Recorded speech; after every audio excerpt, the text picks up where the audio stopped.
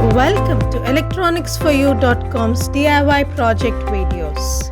This video is a proof of concept of the DIY project voice-based home automation system which is published on electronicsforyou.com. Alexa light 1 on कर दो. ठीक है. You will get to see the project working in action. Alexa light 1 of कर दो. Seeing that this project works would give you the confidence to invest your time and energy in developing it.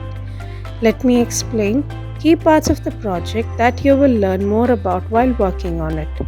This project can control home appliances and thus convert a non-smart home to a smart home.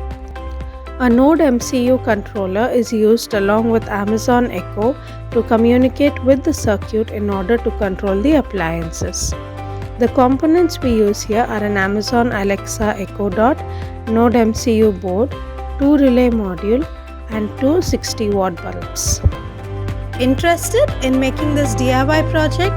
Refer to the URL below for the complete circuit diagram and detailed project overview. Do like, share and subscribe to our channel for more such DIY proof of concept videos. Thank you.